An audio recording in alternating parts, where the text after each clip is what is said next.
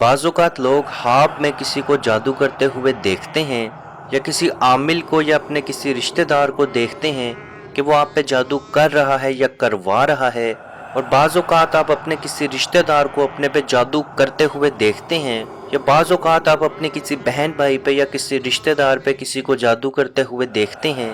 या बाज़ औक़ात किसी अनजान शख्स को अपने ऊपर जादू करते हुए देखते हैं, या आपका नाम या आपके शोहर का नाम या आपकी बीवी का नाम या आपके बच्चे का नाम या आपके बाप का नाम या आपके कारोबार पे जादू करते हुए देखते हैं। तो काफ़ी लोग यही चीज़ पूछते हैं कि इस ख्वाब की क्या ताबीर है। तो याद रखें, इस ख्वाब की ताबीर से पहले सबसे पहले आपको सोचने की ज़रूरत है कि आप पूरा दिन या एक दो दिनों से या कुछ दिन पहले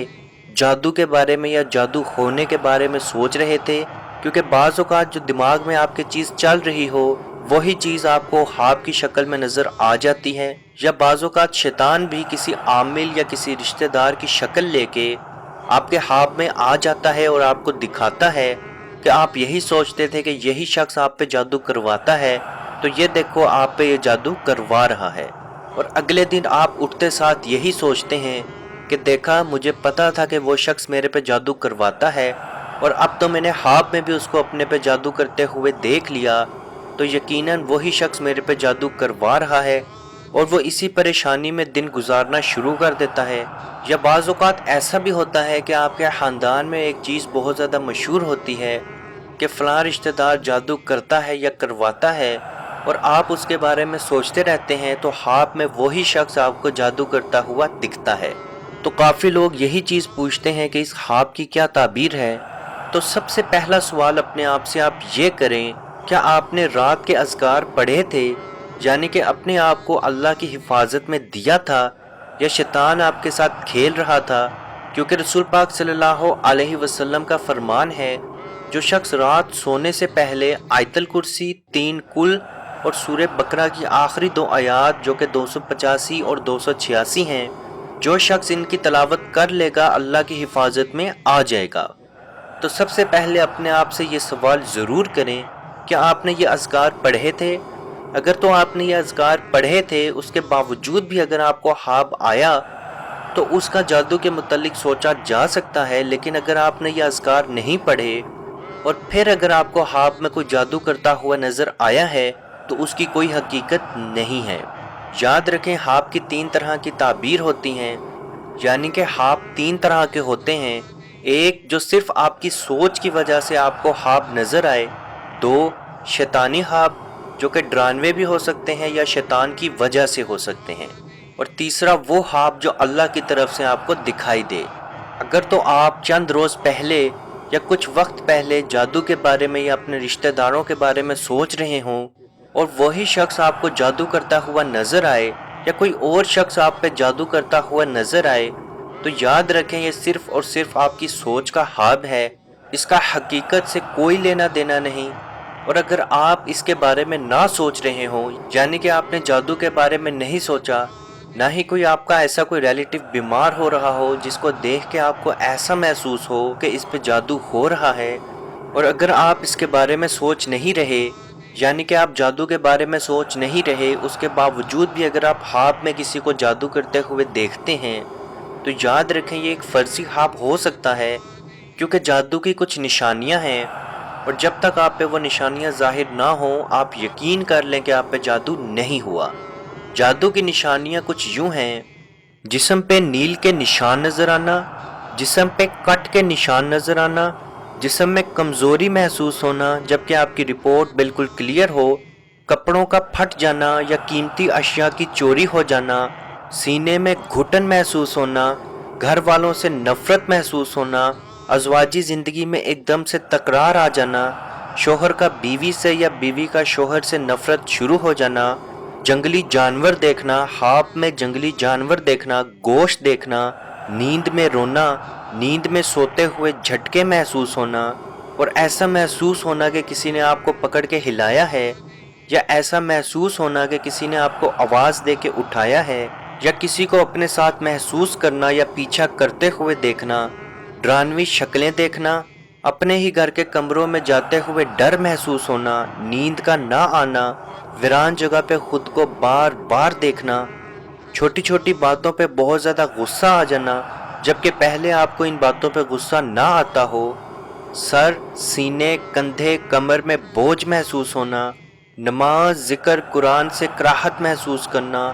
خون دیکھنا، کپڑوں پہ، دیواروں پہ، گھر میں خون دیکھنا، جسم پہ بال نظر آنا، منہ یا جسم کے کسی حصے سے بہت زیادہ بدبو آنا، لوگوں کے چہرے برے لگنا، سوئی یا کسی چیز کا چبھنا یا لگنا محسوس ہونا، سوتے ہوئے کوئی چیز کھانا محسوس کرنا اور جب آپ کی آنکھ کھلے تو اس کا ذائقہ آپ کے منہ میں ہونا، اولاد کی بندش ہو جانا، عورت کا حمل میں بچہ ختم ہو جانا یا بچہ ہونا ہی نہیں، اور اگر بچہ پیدا ہو بھی جائے تو 30 سے 40 دن کے اندر اندر پیلے کلر کے دست کرتے ہوئے بچے کا مر جانا، رشتے نہ آنا جبکہ لڑکی کا یا جہیز کا کوئی بھی مسئلہ نہ ہو۔ عزیز دوستو، یہ چند نشانیاں کالے جادو کی ہیں، اور اگر آپ میں یہ نشانیاں 70% تک موجود ہوں اور بار بار ظاہر ہوں تو آپ سمجھ جائیں کہ آپ پہ جادو موجود ہے، بے شک آپ کو خواب آئے یا نہ آئے، کیونکہ زیادہ تر کالے جادو کی وجہ سے آپ کو ڈرانوے خواب آتے ہیں اور ان خواب کا جادو کے خواب سے لینا دینا نہیں ہوتا۔ جہاں تک کالے جادو کے علاج کی بات ہے تو رسول پاک صلی اللہ علیہ وسلم کا قول ہے، جو شخص رات سونے سے پہلے سورہ بقرہ کی آخری 2 آیات کی تلاوت کر لے، یعنی کہ 285 اور 286، وہ شخص اللہ کی حفاظت میں چلا جاتا ہے اور شیطان اس شخص سے دور ہو جاتا ہے۔ اور جو شخص سورہ بقرہ کی آخری 2 آیات کی لگاتار 3 راتوں تک تلاوت کرے گا تو شیطان اس شخص سے، اس کی زندگی سے، اس کے گھر سے دور چلا جائے گا۔ تو یاد رکھیں، جب شیطان یا برے جنات آپ کی زندگی سے دور چلے گے تو آپ کا جادو آٹومیٹکلی ختم ہو جائے گا۔ تو یاد رکھیں، ہر رات سونے سے پہلے آیت الکرسی، 3 کل اور سورہ بقرہ کی آخری 2 آیات کی تلاوت ضرور کریں۔ اللہ پاک سے دعا ہے کہ ہم سب کو اپنے حفظ و ایمان میں رکھے اور کشمیر کے بھائیوں پہ خصوصی رحم فرمائے اور ان کو آزادی کی نعمت عطا فرمائے۔ آمین۔ اللہ حافظ۔ یا رسول اللہ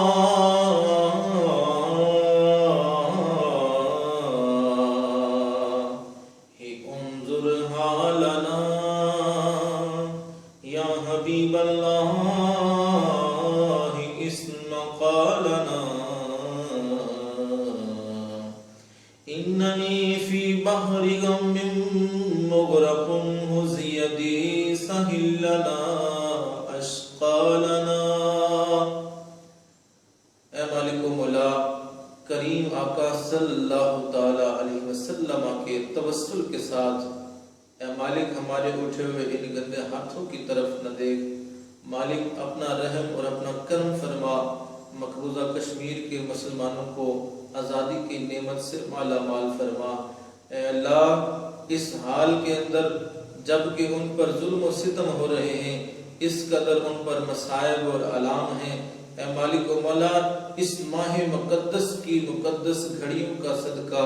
اے اللہ کشمیر کے مسلمانوں کو آزادی کی نعمت سے مالا مال فرما۔ اے مالک جو ان پر مصائب اور آلام بارش کی طرح برس رہے ہیں، اے مالک تو اپنا خاص فضل اور اپنا کرم فرما، ان کی اس آزمائش کو،